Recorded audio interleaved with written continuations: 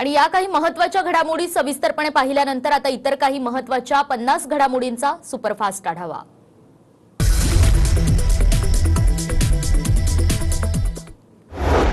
आंतरराष्ट्रीय विमानतळांवर निर्बंध लावण्याची गरज आहे आणि केंद्र सरकारने कडक भूमिका घेतली पाहिजे अशी मागणी राज्याचे उपमुख्यमंत्री अजित पवार यांनी मोदी सरकारकडे केली आहे। त्या संदर्भामध्ये सातत्याने मुख्यमंत्र्यांचं प्रशासनातल्या सर्वांचं मंत्रिमंडळाचं बारकाईने लक्ष आहे। वेगवेगळ्या राज्यामध्ये देखील हे बाहेरचे जे पेशंट येतात त्या संदर्भामध्ये केंद्र सरकारने पण थोडीशी कडक भूमिका घ्यायला पाहिजे। आणि मुंबई पुण्यातली परिस्थिती पाहूनच शाळेचा निर्णय घेण्यात येईल अशी माहिती शालेय शिक्षण मंत्री वर्षा गायकवाड यांनी दिली आहे। राज्यात ओमिक्रॉन संदर्भात आमचं बारीक लक्ष आहे आणि विविध जिल्ह्यांच्या स्थानिक पातळीवर शाळेचा निर्णय घेतला जाईल असं वर्षा गायकवाड म्हणाल्या। पेडियाट्रिक टास्क फोर्सला सुद्धा त्या आम्ही नियमावली पाठवल्या आणि पेडियाट्रिक टास्क फोर्सने सुद्धा त्या पाहिलेल्या आहेत। मग ते परीक्षेच्या बाबतीमध्ये असेल किंवा इतर गोष्टीच्या बाबतीमध्ये असेल ते आम्ही मॉनिटरिंग करत आहोत आणि अकॉर्डिंग टू ते निर्णय घेण्याचा आमचा प्रयत्न भविष्यामध्ये राहील। देशातल्या 5 राज्यांमध्ये आता ओमिक्रॉनचा शिरकाव झालाय। देशभरात ओमिक्रॉनच्या 21 रुग्णांची नोंद झाली आहे। राजस्थानमध्ये सर्वाधिक 9 तर त्याखालोखाल महाराष्ट्रात 8 रुग्णांची नोंद करण्यात आली आहे आणि लस घेतलेल्यांना सुद्धा ओमिक्रॉनची लागण झाल्याची बाब समोर येते। तर पुण्यातही ओमिक्रॉनचा शिरकाव झालाय। 7 नागरिकांना ओमिक्रॉनची लागण झाली आहे, त्यामध्ये पुण्यातल्या 1 आणि पिंपरी चिंचवडमधल्या 6 जणांचा समावेश आहे आणि त्यामुळे महाराष्ट्रात आता ओमिक्रॉन बाधित रुग्णांची संख्या एकूण 8 वर गेली आहे। महाराष्ट्रात ओमिक्रॉनचे आता एकूण 8 रुग्ण आढळलेत आणि त्यापैकी 6 रुग्ण हे पिंपरी चिंचवडमधले आहेत। या 6 रुग्णांपैकी 3 रुग्ण हे 18 वर्षांखालचे असल्याने महाराष्ट्राची चिंता वाढली आहे। पहिल्या 2 लाटांमध्ये जी उपचार पद्धत होती तीच उपचार पद्धत पिंपरी चिंचवडमध्ये आढळलेल्या 6 ओमिक्रॉन रुग्णांवर सुरू आहे। तर लहान मुलांना सुद्धा वेगळा औषधोपचार करण्याची गरज नाहीये अशी माहिती जिजामाता रुग्णालय प्रशासनातल्या डॉक्टरांनी दिली आहे। पुण्यातील जम्बो रुग्णालयाच्या स्वच्छतेचं काम युद्धपातळीवर सुरू झालंय, तर गरज पडल्यास 48 तासात जम्बो रुग्णालय सुरू करण्याची तयारी प्रशासनानं दाखवली आहे। ओमिक्रॉनच्या पार्श्वभूमीवर बेल्जियममध्ये सरकारनं लागू केलेल्या निर्बंधांना विरोध करणाऱ्यांनी हिंसा केल्याच्या घटना समोर आल्यात। आंदोलनकर्त्यांनी दगडफेक आणि फटाके फोडून सरकारला विरोध केलाय। तर ओमिक्रॉनच्या पार्श्वभूमीवर ऑस्ट्रेलियात लस बंधनकारक करण्यात आली आहे आणि यावरूनच ऑस्ट्रेलियात लस समर्थक आणि लस विरोधक यांनी आमने-सामने येऊन आंदोलन केल्याचं चित्र पाहायला मिळालं। तर 2 डोस घेऊनही काही जणांना कोरोनाची लागण झाली आहे, त्यामुळे बूस्टर डोसची खरंच गरज आहे का असा सवाल उपमुख्यमंत्री अजित पवार यांनी केंद्र सरकारला विचारलाय। बऱ्याच जणांची माहिती घेतली तर ज्यांनी 2 डोस घेतलेले होते त्यांनाच त्याची बाधा झाली आहे। मग बूस्टर डोसची गरज आहे का? आज आपल्याकडे डोस उपलब्ध आहेत, त्याही संदर्भामध्ये ताबडतोब देश पातळीवर निर्णय होण्याची नितांत गरज आहे। ओमिक्रॉनच्या पार्श्वभूमीवर जोखमीच्या देशातून येणाऱ्या प्रवाशांच्या आता चाचण्या करण्यात येणार आहेत। ओमिक्रॉन विरोधात मुंबई पालिका सज्ज झाल्याची माहिती पालिकेचे अतिरिक्त आयुक्त सुरेश काकाणी यांनी दिली आहे।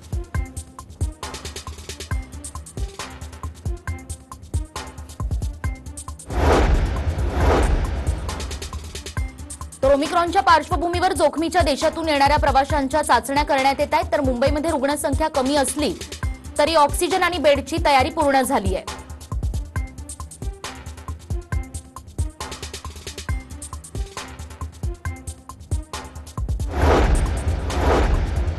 आणि मुंबई महापालिकेच्या सूचनांचं नागरिकांनी पालन करावं असं आवाहन मंत्री आदित्य ठाकरे यांनी केलंय। कॉर्पोरेट ऑफिसमध्ये आठवड्याला आरटीपीसीआर चाचणी करावी आणि लसीचे डोस पूर्ण करण्याचं आवाहनही त्यांनी केलंय। तर ओमिक्रॉनच्या पार्श्वभूमीवर लहान मुलांची काळजी घेण्याची आवश्यकता असल्याचं ग्रामविकास मंत्री हसन मुश्रीफ यांनी म्हटलंय। तर फेब्रुवारी अखेरपर्यंत 3री लाट येण्याचा अंदाज आहे अशी माहितीही त्यांनी दिली आहे। भीती बाळगण्याची गरज नाही, म्हणजे सगळ्यात भीती जी बाळगायची आहे ती लहान मुलांचा फार मोठ्या प्रमाणात बाधित करतोय, त्यामुळे आपण लहान मुलांची काळजी घेण्याची आवश्यकता आहे। सरकार आता लॉकडाऊनची भीती घालतंय आणि त्यांच्यामध्येच 2 भाषा आहेत अशी टीका वंचितचे प्रकाश आंबेडकर यांनी केली आहे आणि पुन्हा जर लॉकडाऊन झाला तर आम्ही तो पाळणार नाही असा इशाराही प्रकाश आंबेडकरांनी दिलाय। आम्ही सरळ सांगतो, ज्याला जगायचंय ते जगेल, ज्याला मारायचंय ते मरतील, त्याला नाही इलाज आहे। तुम्हाला जगायचं असेल तुम्ही घराच्या बाहेर पडू नका, येऊ नका, पण लोकांना आता बंधनं घालू नका, हे आमचं सरळ म्हणणं आहे आता. आणि आज 6 डिसेंबर निमित्त शिवसेना सचिव मिलिंद नार्वेकर यांनी एक सूचक ट्विट केलंय. बाबरी पतनाच्या स्मृती जागवत शिवसैनिकांच्या बलिदानाला कोटी कोटी नमन असं ट्विट मिलिंद नार्वेकर यांनी केलंय. तर मिलिंद नार्वेकर यांनी बाबरी पतनासंदर्भात केलेल्या ट्विटवरून नारायण राणेंनी टोला लगावलाय. नार्वेकर म्हणजे आत्ताचे नवे शिवसेना प्रमुख आहेत का, असा खोचक सवाल केंद्रीय मंत्री नारायण राणे यांनी केलाय. नार्वेकर कोण आताचे नवीन हे आहे का शिवसेना प्रमुख? तर बाबरी पतनाबाबतचं नार्वेकरांचं ट्विट हे योग्यच आहे अशी प्रतिक्रिया देवेंद्र फडणवीस यांनी दिली आहे. आणि काही गोष्टी विसरायला हव्यात, तो अध्याय आता संपलाय आणि त्या अध्यायामध्ये शिवसेनेच्या नावे एक पान आहे अशी प्रतिक्रिया खासदार संजय राऊत यांनी बाबरी पतनाच्या या ट्विटवर दिली आहे. आणि आता राम मंदिर उभं राहत असल्याचंही खासदार राऊतांनी म्हटलंय. दादरवरच्या चैत्यभूमीवर पोलीस आणि अनुयायांमध्ये झटापट झाल्याचं पाहायला मिळालं. बाबासाहेब आंबेडकरांच्या दर्शनाला सोडण्यावरही बाचाबाची झाल्याची माहिती मिळतेय. आणि या ठिकाणी काही मिनिटांसाठी मोठा गदारोळ झाल्यानंतर अवघ्या काही मिनिटात परिस्थिती नियंत्रणात आली आहे.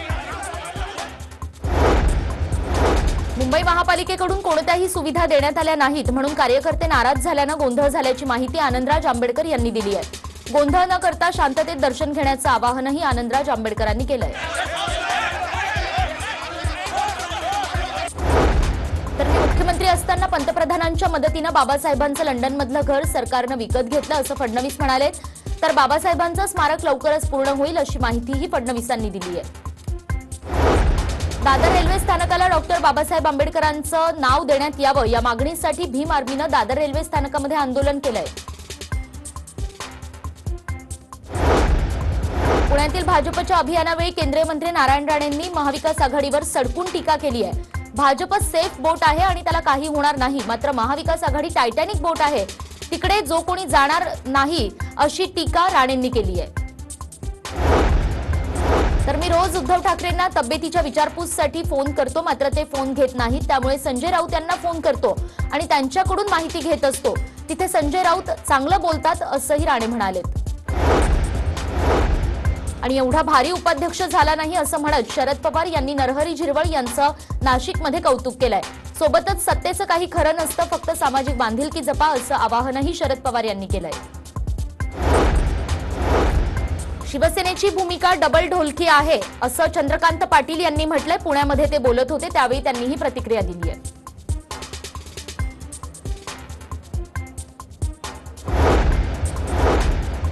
सांगलीच्या आटपाडी तालुक्यामध्ये अवकाळी पावसामुळे झालेली नुकसान भरपाई आणि वीज बिलाच्या वसुलीसाठी अनेक कार्यकर्ते रस्त्यावर उतरलेले पाहायला मिळाले. आमदार गोपीचंद पडळकर आणि सदाभाऊ खोत यांच्या नेतृत्वामध्ये या ठिकाणी मोर्चा काढण्यात आला. तर अहमदनगरच्या संगमनेरमध्ये राधाकृष्ण विखे पाटील यांच्या नेतृत्वामध्ये महावितरण कार्यालयावर मोर्चा काढण्यात आला. शेतीपंपाचं वीज बिल संपूर्णतः माफ करावं आणि शेतकऱ्यांना शेतीसाठी मोफत वीज द्यावी अशा अनेक मागण्यांसाठी हा मोर्चा काढण्यात आला. मनसे अध्यक्ष राज ठाकरे हे पुणे दौऱ्यानंतर मुंबईला परतणार आहेत. राज ठाकरे यांचा नाशिक दौरा आता पुढे ढकलण्यात आलाय. तर 12 आणि 13 डिसेंबरला ते नाशिकला जाणार असल्याची माहिती सूत्रांनी दिली आहे. 5 राज्यांच्या निवडणुकांबाबत शिवसेना आता निर्णायक टप्प्यावर आहे. त्यामुळे संजय राऊत उद्या राहुल गांधी आणि प्रियंका गांधी यांची दिल्लीत भेट घेणार आहेत. शिवसेना आता युपीएमध्ये सहभागी होण्याच्या हालचाली वाढल्या असल्याची माहिती विश्वसनीय सूत्रांनी TV9 मराठीला दिली आहे. राष्ट्रपती रामनाथ कोविंद हे किल्ले रायगडावर दाखल झाले. तब्बल 35 वर्षांनी भारताचे राष्ट्रपती किल्ले रायगडावर जात आहेत. खासदार संजय राऊत यांनी नागालँडमधल्या घटनेला धरून केंद्र सरकारवर टीका केली आहे. आमच्यासारख्यांना देशद्रोही ठरवून तुरुंगात डांबलं जातं, गोळ्या घातल्या जात नाही तेवढंच, फक्त त्यांच्या हातामध्ये बंदुका नसतात असं संजय राऊत म्हणाले. कधी कोणाला दहशतवादी समजून गोळ्या घातल्या जातात, तर अनेकांना आमच्या सरकारना देशद्रोही ठरवून तुरुंगात डांबलं जातं, फक्त गोळ्या घातल्या जात नाही एवढंच, फक्त त्यांच्या हातात बंदुका नाहीत, वेगळ्या प्रकारे छळ केला जातो. पुण्यातील 5वा आगार सुरू झाला. एसटी कर्मचाऱ्यांना बदलीची भीती दाखवताच बारामती आगारातले कर्मचारी आता कामावर हजर झाले. नागपूर विभागात संप करणाऱ्या 32 एसटी कर्मचाऱ्यांच्या बदल्या करण्यात आल्या आहेत आणि या बदल्यांनंतर सुद्धा कर्मचारी आपल्या संपावर ठाम आहेत आणि आम्ही मागे हटणार नाही अशी भूमिका कर्मचाऱ्यांनी घेतली आहे. एसटी कर्मचाऱ्यांच्या संपादरम्यान पहिल्यांदाच कोपरगाव आगारातनं पहिली एसटी बस धावली आहे. कोपरगाव ते श्रीरामपूर ही बस पोलीस बंदोबस्तामध्ये रवाना झाली आणि प्रवाशांनी सुद्धा उत्तम प्रतिसाद दिल्याचं पाहायला मिळालं. तर सोलापूर विभागातल्या एसटी कर्मचाऱ्यांचा संप अद्यापही सुरूच आहे. सोलापूर आगारातनं फक्त 3 ते 4 बसेस विविध मार्गांवर धावतायत आणि त्यामुळे नागरिक आता खासगी वाहनानं प्रवास करतायत. इकडे सिंधुदुर्गात एसटी कर्मचाऱ्यांचं आंदोलन सुरूच आहे. रविवारी 352 कर्मचारी कामावर हजर झालेत आणि 4 कर्मचाऱ्यांचं निलंबन करण्यात आलंय. नंदुरबारच्या शहाद्यामधून मोठ्या पोलीस बंदोबस्तात बस सेवेला सुरुवात झाली. शहादा आगारातनं 5 बसेस या ग्रामीण भागामध्ये पाठवण्यात आल्यात. आजपासून जुन्नर तालुक्यातल्या ग्रामीण भागातल्या 1ली ते 4थीच्या शाळा सुरू झाल्या आहेत आणि तब्बल 1.5 वर्षांच्या कालावधीनंतर शाळांमध्ये चिमुकल्यांचा किलबिलाट ऐकायला मिळालाय. मावळ तालुक्यातील जिल्हा परिषदेच्या 1ली ते 4थीचे वर्ग आजपासून सुरू झाले. कृषी सभापती बाबूराव आप्पा वायकर यांनी वडगाव मावळ इथल्या जिल्हा परिषद शाळेतल्या छोट्या विद्यार्थ्यांचं जंगी स्वागत करत त्यांची मिरवणूक काढली आहे.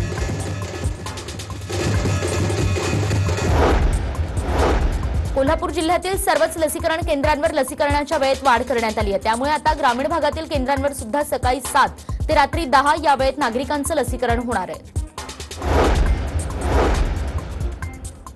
नीट पीजीची काउन्सिलिंग प्रक्रिया पुढे ढकलण्यात आली आहे. त्यामुळे MARDAच्या निवासी डॉक्टरांनी आक्रमक पवित्रा घेतलाय. राज्यातील शासकीय रुग्णालय आणि महाविद्यालयांमधल्या बाह्य रुग्ण विभागातील डॉक्टर हे आजपासून संपावर जाणार आहेत. रशियाचे राष्ट्रपती व्लादिमीर पुतीन हे भारत दौऱ्यावर आहेत आणि आज पंतप्रधान मोदी आणि पुतीन यांच्यामध्ये भारत रशिया संबंधांच्या दृष्टीनं नवी दिल्लीमध्ये भेट होणार आहे. मुंबईच्या वानखेडे मैदानावर रंगलेल्या कसोटी मालिकेच्या दुसऱ्या कसोटी सामन्यात भारतानं न्यूझीलंडला तब्बल 372 धावांनी धूळ चारली आहे. सामन्याच्या 4थ्या दिवशी भारतानं न्यूझीलंडला दुसऱ्या डावात 167 धावांमध्ये गुंडाळलंय आणि कसोटी मालिकेतला आपला सर्वात मोठा विजय प्राप्त केलाय.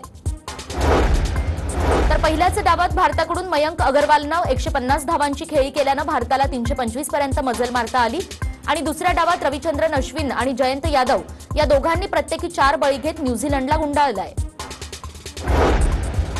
औरंगाबादमधल्या वैजापूरच्या ऑनर किलिंग प्रकरणाला आता एक नवीन वळण लागलंय. प्रेमविवाह करणाऱ्या कीर्ती थोरे हिची हत्या तिची आई आणि भावानंच केल्याचं पोलीस तपासात उघड झालंय. मयत विवाहिता ही 2 महिन्यांची गरोदर असल्याचीही सूत्रांकडून माहिती. नाशिकचे पोलीस उपमहानिरीक्षक BG शेखर यांच्या मुलीच्या विवाह सोहळ्याच्या कार्यक्रमात नियमांची पायमल्ली झालेली दिसली. शासकीय निवासस्थानी वरिष्ठ पोलीस अधिकाऱ्यांच्या उपस्थितीत रात्री उशिरापर्यंत या ठिकाणी संगीताचा कार्यक्रम सुरू होता.